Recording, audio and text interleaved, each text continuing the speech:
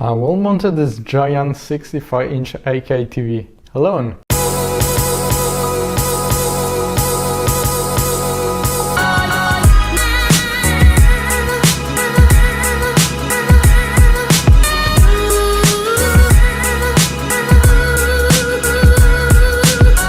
So what's up guys, Fabria and welcome to Shades of Tech.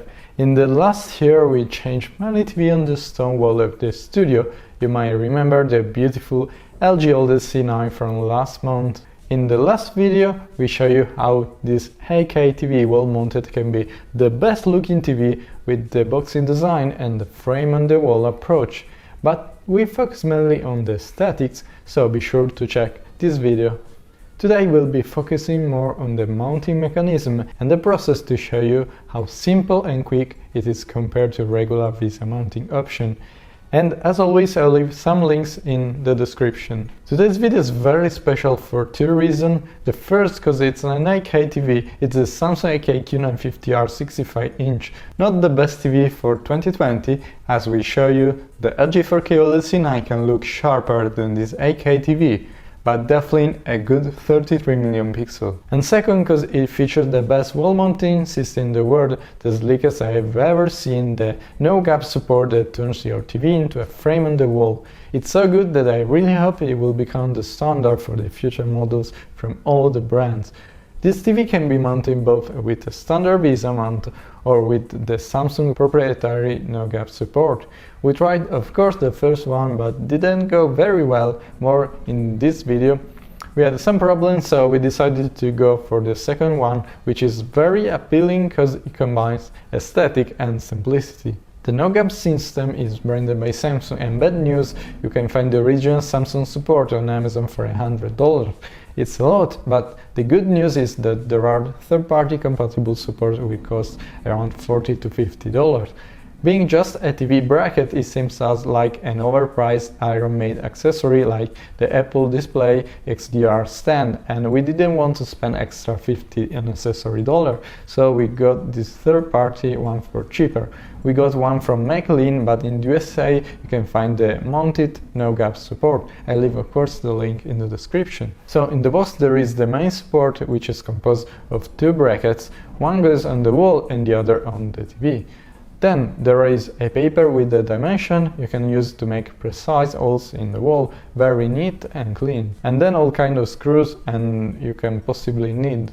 This support is compatible only with Samsung Q series, so be sure to check if your Samsung TV supports this no-gap support mounting. So the mounting process, we had to remove the VESA mount we use for the LG OLED 65C9 because this is a completely different system.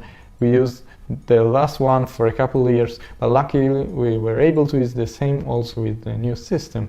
The wall bracket needs 6 points and screws in the wall, but if your wall is steady enough you can even use less. This no-gap approach is also possible thanks to the new cable management system used by Samsung. We passed an overkill fiber optic cable in the wall to the one cable connection box where all the video audio inputs arrive. This is very neat and clean and brings the cable management to the next level.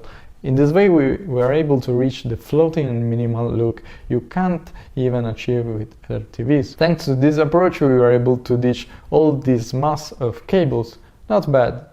Then we mounted the bracket on the back of the TV in the opposite hole for this mount that are different holes from the VESA mount points, and then opened the horizontal bar that will go on the hook on the wall bracket. And then at this point I felt myself comfortable and stupid enough at the point I decided to lift this 30 kilo TV alone and wall mount it. It was easy because you have to insert the horizontal bar in the hook, you can do it alone basically. Then I just gently pushed the TV toward the wall and I was very impressed, and this is the easiest approach I have ever used, and this is the final result, pretty good considering the cheaper price. This is a futuristic design that I really hope will be used by other brands in the future. Now this TV feels like a frame. So my final thought, absolutely don't buy the Samsung original one, you waste your money. For the price that is comparable to other VESA mounts, you get standing presence, easy mounting and invisible footprint. 100% advice for Samsung TV. If your TV doesn't support one cable connection box, you'll have to cable management and pass more than one cable, but this is really still a good choice. So that's all for today. Thanks for watching me so far. Be sure to like or dislike this video, comment and subscribe, and stay tuned for the next episode. And let me know what you think about this wall mounting system. And as always, I'll see you in the next one. Ciao!